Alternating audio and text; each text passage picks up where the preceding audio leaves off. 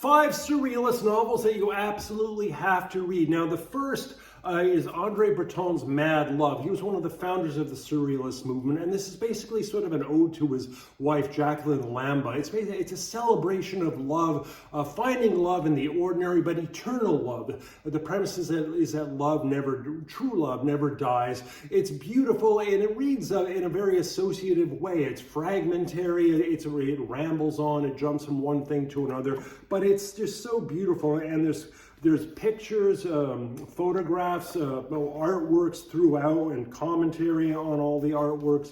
It's absolutely stunning work, and the first work of actual surrealist literature. The second is Bruno Schultz's Sanatarium Under the Sign of the Hourglass.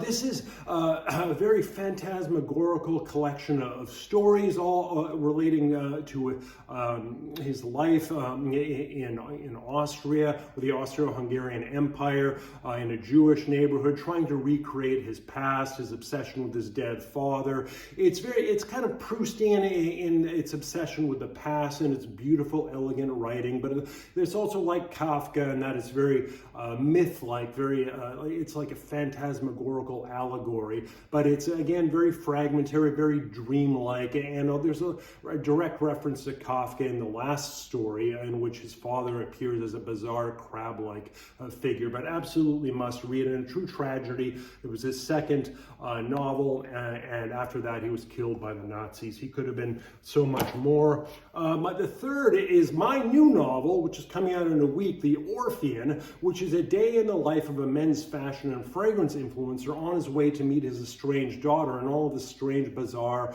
events taking place on social media throughout the world. But it's included here because as the story progresses, reality kind of breaks down, and you no longer really know what's true and what isn't, what's a figment of his imagination. These strange characters keep reappearing in a different form, and are they real? Are they a reflection of his guilt?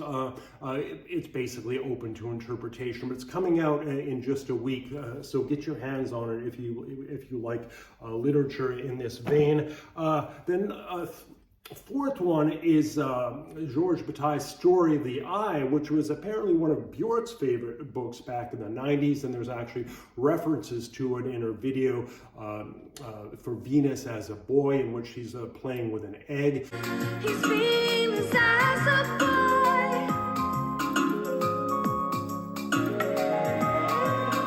This is all about the awakening of two teenagers of sexual fetish. It's all about sexual fetish, and it really goes to such extremes. It's not really surrealist, but it goes to such extremes of being almost anti-establishment in its approach to exploring the fetishes of these teenagers that I absolutely had to include it here. And it was a big influence on the very few erotic scenes in my novel, The Narcissist. There's a couple of erotic scenes that are a little bit kind of way out there, and they were directly influenced by Georges Bataille's Story of the Eye. But this is surreal in other regards, because it's about a man who believes that his girlfriend, who disappeared mysteriously and taken for dead, is actually still alive, and the secret of her disappearance lies in the poetry of surrealist poet Antonin Artaud, and she was a student of Artaud, so it makes sense. And so he goes through the works of Artaud, and he combs through the streets of Paris, and his life falls apart. And then there's also an element of sort of film noir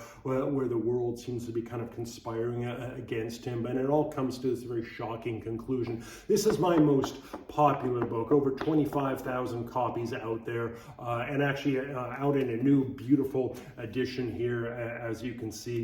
And you can buy this now on Amazon. So anyway, there you have it. There's 5 surrealist novels that you should really read if you have a chance. Thank you for listening, and I hope to see you again. Don't forget to like, comment, and subscribe.